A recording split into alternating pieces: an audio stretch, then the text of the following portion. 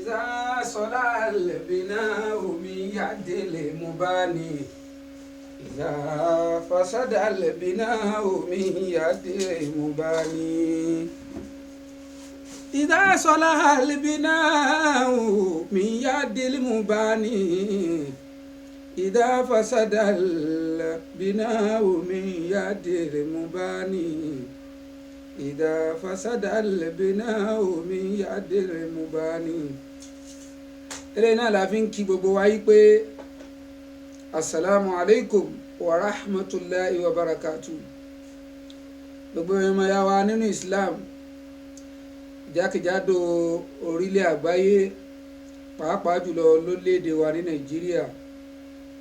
èmi ni ọmọ yín nínú Islam Abdulgani Muhammadu Jami Agbọ́mọjó.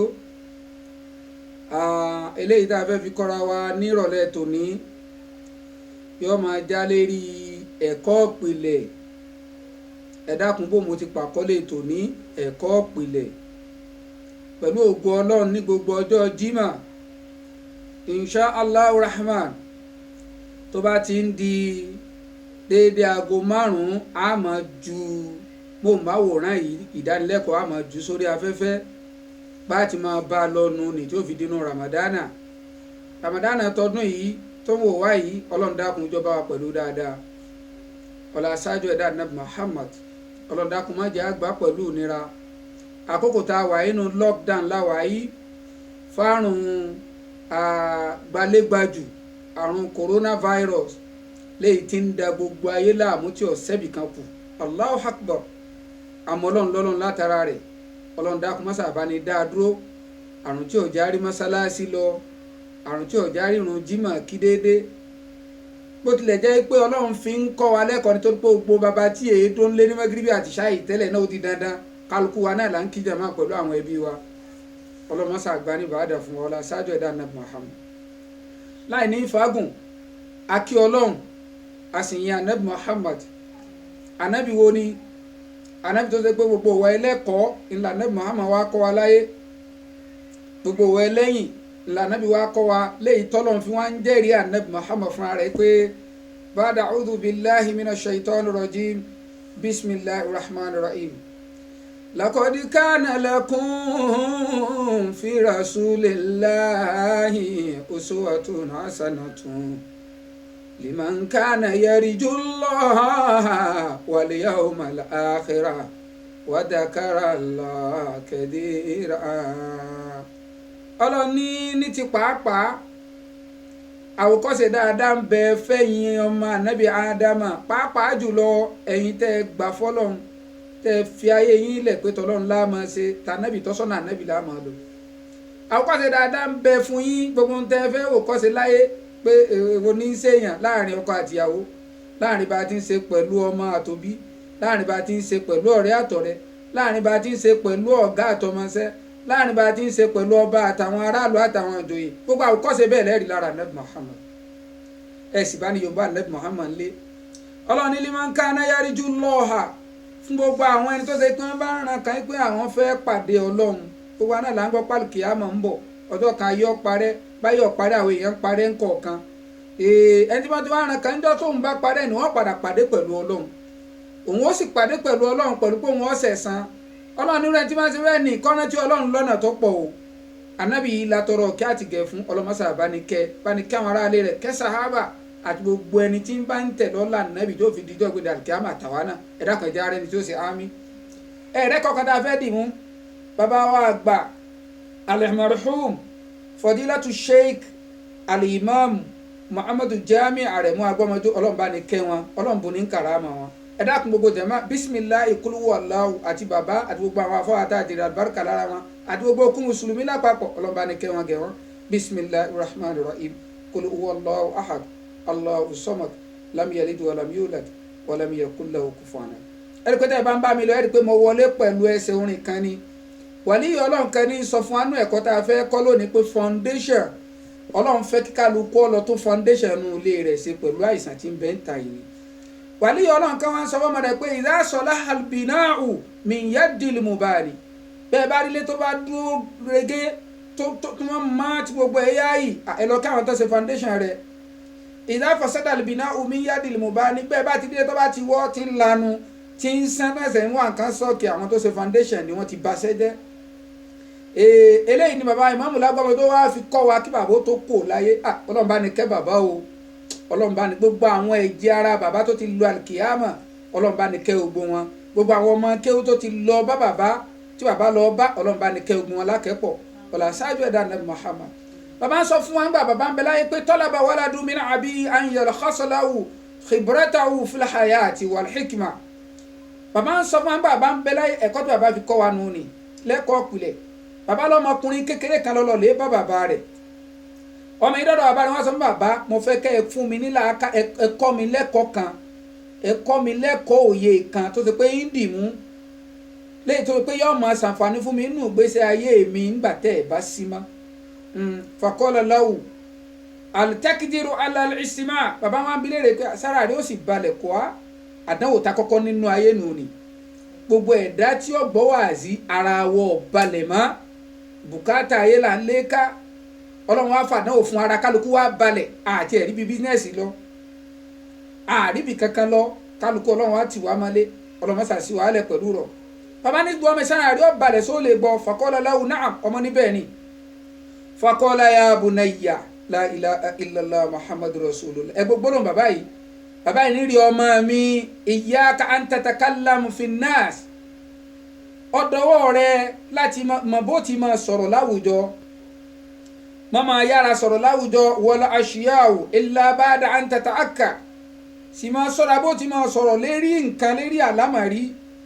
jọ ọmọ ẹdẹ lẹ́yìn ìgbà tó bá wà díẹ̀ min sí atil masdar tó ọmọ ibi tọ́rọ̀ yìí ti pilẹ̀ pé ìdí ọ̀rọ̀ yìí rèé. ọ̀pọ̀lọpọ̀ ẹ̀dá ni èèmọ̀ dí ọ̀rọ̀ tí máa dá sọ̀rọ̀,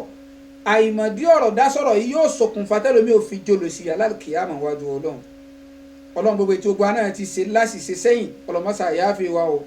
ọ̀là ṣáájú ẹ̀dá Ànábì Muhammad. Bàbá yìí wá ń sọ fọ́mọ ẹ̀ pé fa idha ja'aka hadum binaba'in. Bẹ́ẹ̀ kan bá gbèrò kan wá bọ́ tán bá gbé làbárì wá àwọn tí máa gbé borùn tán bá ti gbé wá bọ́ ńlé nì.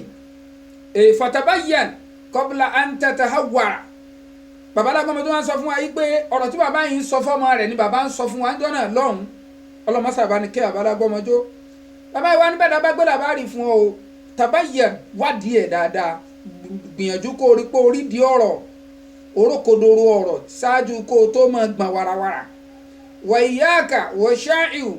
la tusaddiq kullu ma yuqalu wala tasfu ma tubsir. Bàbá wa ń sọ fún wa dọ́nà lọ pọ̀rọ̀ tí bàbá ẹrú ọlọ́wàlí Ọlọ́run sọ fọ́mọ rẹ̀ ní pé má máa gba ogbo tí wọ́n bá wí gbọ́. Ọ̀pọ̀lọpọ̀ ọ̀rọ̀ ló ṣe pé qila wa qala ni wọ́n ní wọ́n pé ni lóòótọ́ nu wọ́n ní wọ́n pé àmọ́ ródòdó ọ̀rọ̀ àmọ́ máa sáré gbà á gbọ́, má sì máa sáré ṣe làbárì gbogbo tó o bá rí. Wọ́n máa sáré ṣe làbárì gbogbo pé bó ti rí nì. Ọ̀pọ̀lọpọ̀ ló ṣe pé béèyàn bá ń wo ọ̀tọ̀ ní tó máa wò ọ̀tọ̀ ní tẹ́lómi ń rí ẹ̀ sì bá ní Yorùbá Ànábì Muhammad. Bàbá yìí wá ń sọ fọ́mọ rẹ̀ bàbá ti wí fún wa jọ́nà lọ́ọ̀ pé wa izabtalaka Allahu bi'aduwwin qawwamahu bil hisan.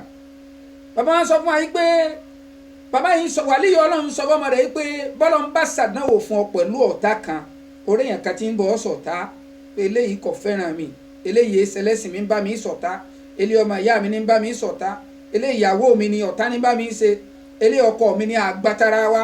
eléyìí ẹ̀gbọ́n mi ní àti ìgbà tiẹ̀. Bàbá ní faqawwimuhu bil ihsan. Ìyìn tó fi gbé ń tọ̀ ń dúró tó fi sọ́dọ̀ èèyàn rẹ̀ ni pé máa ṣe dáadáa sí i. Ààrẹ sọ pé Allahu Akbar. Bàbá ní dáadáa lọ́ máa ṣe sí i. Máa ṣe dáadáa ṣe ń tọ̀ ń idfa billati hiya hasan. Bàbá ní aya al-Qur'ani ti sọ fún wa nú ẹ̀kọ́ tọ́lọ̀ ti fi rán Ànábì Muhammad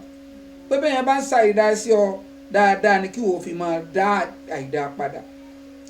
Fatanqalibul adawata hubban. Gbogbo ọtí ń bọ́ sọ̀tá nìyọ́ padà wá dọ̀rẹ́ rẹ̀. Bàbá wa dúró ń bẹ̀ ń jọ́nà lọ́hùn ẹ̀dá kọ̀ ẹ̀ bá Yorùbá Ànábì Muhammad. Bàbá wa ń sọ ẹsẹ̀ orin kan fún wa pé wàlíyé Ọlọ́run kan náà sọ́nbẹ̀ pé ahsin ilan nasi tastabid qulubahum fatolama sta'abadal insanu insana. Bàbá wa ń sọ lọ́jọ́ náà wọ́n ní ahsin ilan nasi wọ́n ní máa ṣe dáadáa séèyàn máa rọ́jú máa ṣe dáadáa bó lọ́ọ́ bá ní fi ṣe dáadáa àkókò téèyàn tiẹ̀ máa ṣe dáadáa ní kí Ramadan ò tó dé ẹlòmíì tún dé dáadáa papọ̀ ó dé mọ́nú ilé ń ronú pé nu Ramadan lòun ó tó ṣe dáadáa tá ló sọ fún ọ pé mi ìrè òjì Ramadan àsìní ìlànà ẹ̀sìn ọ̀pọ̀lọpọ̀ èèyàn lè bí ń panlẹ̀ tara fìtínà tí ń bẹ lórílẹ̀ ayé yìí àsìní ìlànà ẹ̀sìn ẹni tí ó bá rí jẹ mọ́ fún wọn dẹ̀ àsìní ìlànà ẹ̀sìn àwọn tí ò rí mu mọ́ fún wọn àsìní ìlànà ẹ̀sìn àwọn ẹnẹ́bọ̀ rẹ̀ kan ń bẹ tó tọ́mọ wọn ń ké kò sí ti mú wọn ké ibi ni o àsìní ìlànà ẹ̀sìn máa ṣe dáadáa sí yẹn má ronú gbà mẹ́sẹ̀ wá ń kúnlẹ̀ tọrọ lọ́dọ̀ rẹ̀ torí pọ̀lùwọ́ náà ò kúnlẹ̀ tọrọ lọ́dọ̀ Ọlọ́run débi tọ́lọ́run fún ọ ni tàṣàbídì kùlùbàhùmù ọ padà ra ọkàn gbogbo èèyàn tó gbogbo ẹni tó bá ṣe dáadáa sí tó ọ̀rọ̀ ṣe dáadáa sí wọ́n dẹrù rẹ̀ fatọ́lá mastabadal ìsánú ìsánà fatọ́lá mastabadal ìsánú ìsánà bàbá wa ń sọ fún wa ń dọ́nà rẹ̀ kó kéré púpọ̀ ní kẹrẹ ẹ̀dá kan kó sì máa ṣẹrú ṣẹ̀dá kan kó rọrùn àmọ́ látara dára tó bá ṣe fún yàn wọ́n padà dẹ́rù rẹ wọ́n máa ṣe tiẹ̀ bàbá lábọ́mọdé ọlọ́run kọ́ bù ní karama wọn bàbá wọn sọ fún wa pé wàlíyé ọlọ́run yọ̀ wá dákẹ́ ni wọ́n sọ fọ́mọ rẹ̀ inú ọ̀rọ̀ tí wọ́n sọ fọ́mọ rẹ̀ pé ìzá arẹ́tà àǹtẹ̀ṣífà sadiqan sáfìr ma'ahu bàbá wọn sọ fún wa ní jọ́nà tó bá fẹ́ dọ̀rẹ́ gidi mà tó fẹ́ mọ̀ rẹ́ pé ọ̀rẹ́ mi ní sáfìr ma'ahu ṣe ní àjọ pẹ̀lú ẹ̀ tó bá sẹ́ni àjọ pẹ̀lú ọ̀rẹ́ ọmọrún tí ń gbé ẹlòmíín bẹ ọ̀rẹ́ olòṣì ẹ̀mí ni dákùnmọ́sì mi gbọ́ èyí sọ pé òun gangan ni olòṣì àmẹ́mi tí ń gbénú rẹ̀ náfùsù láàmàrà ti bì sú ìní àwọn ẹ̀mí olòṣì tí máa pààyàn láṣẹ àìdá ọlọ́mọṣà làwà pẹ̀lú ẹ̀ bàbá ní fàfí sáfàrì yankashiful insan látara arìn àjò gbogbo àṣírí ẹ̀dá ìní ọ̀hàn yányá wàyàzúbùl mas'ar wàyankashiful mukhbar kọ̀sẹ̀ ní nídìí kọ́ ẹsẹ̀ máa wádìí kankan mọ́ gbogbo àlámọ̀rí rẹ̀ ní ọ̀hàn sí ọ wàlìmáàdà súnmíyà sáfàrù sáfàrà kí lórí náà fi pèrè àjò níní àjò ìlàlẹ̀ anáwó anil akhlaqi wàtọ̀báì yusufar bí kò ṣe pé látara àwà ẹ̀dá àtàwọn àṣesí rẹ̀ gbogbo rẹ̀ ní ọ̀hàn ìkankan ò ní pamọ́ torí pé bẹ́ẹ̀ yẹn bá tọ́ níní àjò ọmọ bíi ti máa kara tẹ́bí bá pa nínú àjò ọmọ bíi tí máa ṣe bá pa ó ti mọ̀ pé eléyìí ẹsẹ̀ tẹ́yàn máa fi bí bá ṣe. wáyíṣà hajjamaka nas bàbá wa ń sọ wàlíyé ọlọ́run wọ́n ní wàlíyé ń sọ fọ́mọ ẹ̀ pé báwọn èèyàn bá ń bọ̀ ọjà wà ń ta ala hakim tó sọ pé lérí òdodo lọ́wọ́ fọ́fra máa dunnú mọ́ bara rẹ̀ nu jẹ́ mà. ìgbà tọ́lọ́run ti rí ọ ní táwọn èèyàn láwọn fẹ́ kọ̀ páwọn ò ní rí ọ máa dunnú lókun لأنهم يقولون لك أنت ناجع ومعسى torí pé ọgbọ́n tí wọ́n wí ní látara òdodo wọ́n ń bínú pé o ti yege nu ni o sì ti lérí pa dáadáa.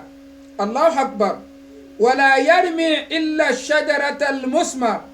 bàbá níbẹ̀ yẹn bá wọn fẹ́ lẹ́kọ̀ọ́ Allahu akbar bàbá fẹ́ lẹ́kọ̀ọ́ má máa lẹ́kọ̀ọ́ mẹ́gi tó bá gbẹ igi tó bá léso là á lẹ́kọ̀ọ́ mọ́ ìwọ lẹ tọwọ́ rẹ kó ní o lè rí tiẹ̀ lẹ̀ padà. Ya bunayya wàlíyé ọlọ́yin níparí wọn sọ wọ́n mọ̀ rẹ̀ pé indama tantakidu adan fabi aini nahali to awwad an tabsur wala tanzuru linnasi bi aini duba bàbá wọn sọ wọ́n mọ̀ rẹ̀ pé ìwọ ọmọ mi bọ́bá fẹ́ máa wo yàn ojú oyin ni o fi máa wò wọ́n má máa wò yàn pẹ̀lú ojú ẹṣin má máa wò yàn pẹ̀lú ojú ẹṣin fataka alama huwa mustankizira kọ́mọ́ wàá dẹni tó jẹ́ pé ntọ́ mọ̀ rí òní rí ntọ́ da torí pé ẹṣin láyé rẹ̀ kèé fojú rẹ̀ rí ntọ́ da bí à ń bà lérí imí bí à ń bà lérí ìtọ̀ bí à ń bà lérí àtàn ìntẹ́ ẹṣin máa rí nù ni bàbá máa wo yẹn máa sọjú rẹ̀ dojú oyin tó ṣe pé ntọ́ mọ̀ rí ntọ́ dùn ni Allahu akbar má máa wo yẹn bí ẹṣin torí pé ẹṣin èrí ntọ́ da ọ̀rọ̀ tí wàlíyé ọlọ́yin sọ fún ọmọ rẹ̀ ni níparí babaláwo tó wá ń sọ fún andona lọ́hùn ń ló fi dín dandan pé anabi Muhammad sallallahu alayhi wa sallam anabi sọ fún wa yín pé alubarika ìdájí lọ parí sí láyé gbogbo ẹ̀dá tí èèbá jí ń dájí nǹkan ṣe ọlọ́dà kò má jẹ́ nǹkan aburú ó ṣe wá. wàlíyé ọlọ́run wá sọ fún ọmọ rẹ̀ pé dùmọ̀ bákìr ya bunayya ọmọ mi tètè máa dìde lásùbà kí lè ó tó má fa innal falbarakatu fi riziki sabahan albarka tí ń bẹnu arziki àárọ̀ láforí kó àárọ̀ là á fẹ́ rí kó àárọ̀ là á fẹ́ rí kó ọ̀gbọ́tọ̀ lọ sọ́nù Al-Qur'ani ni pé ẹ máa kírun nígbà tí ń wí bọ̀ ó wá ní wa inna ala kabiratun illa al-khashi'in bá a ti ní ẹ máa kírun ni nǹkan tí ó wúwo ni àfi lérí àwọn tó bá ń payọ̀ ọlọ́mọsà wọlá anabi Muhammad wàlíyọ̀ ọlọ́run á sọ ọmọ rẹ̀ pé máa dìde kíákíá lásùbá òbí lẹ̀ bá ti mọ́ torí pàlù bárkà aziki àárọ̀ lọ́lọ́wọ́ parí ẹ̀ sí wàhálà an yafutuka rizqa rahman li annaka tas'a kọ́ máa délé rí pé ibi tó ti ń sùn ibi oorun lọ́ wà ìlà tí ó gba àlùbáríkà ilé òfin wa mọ́ tán ọlọ́mọsà wọlá anabi wa Muhammad eléyìí lẹ̀kọ́ tí bàbá kọ́ wa táwa náà wá ń ju sáyé ọlọ́run kọ́ anabi Muhammad lẹ́kọ̀ọ́ anabi ń ju sáyé gbogbo àwọn ẹni ọlọ́run tó ṣe pé ipò anabi ni wọ́n dì mú wọn ò sì gbà kan fílẹ̀ jákèjádò ayé ọlọ́run má pín yín pa ọlọ́run má dùn yín ládàá ọlọ́run aṣáájú ẹ̀dá anabi Muhammad àìsàn kò gbélégbé mọ́gbé ta yìí àìsàn bí kò gbóògùn la lè pè ní kòrónà yìí ọlọ́run àfà anabi Muhammad bíọ́ ìwọ nìkan lọmọ bó ti wá ìwọ nìkan sì lọ lágbára tó lè mú kó ìwọ lọba tó ṣe pé oníkápá lérí gbogbo àlùbá ìwọ lọba tí máa dínà àlùbá ìwọ lọba tó ṣe pé ọmọ wo àìsàn àlùbá ìwọ lọba tó ṣe pé ọmọ ká gbogbo tí ń dá àlùbá kò fáyé ikshifu annaluwaba bíjà ìṣẹ́yẹ wàrà afanabi Muhammad bíọ́ gbogbo tí ń dá àlùbá orílẹ̀-èdè ayé ọlọmọsàbá ní kápò ọlọsájọ ẹ̀dá anabi Muhammad adébí àdúrà ya Rabbi bil Mustafa baligi maqasidana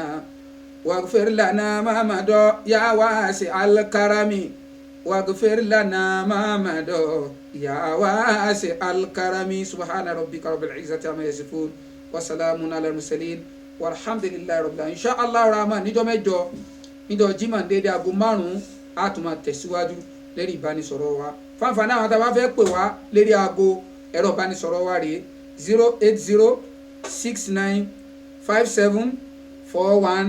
08069574164 ma assalam.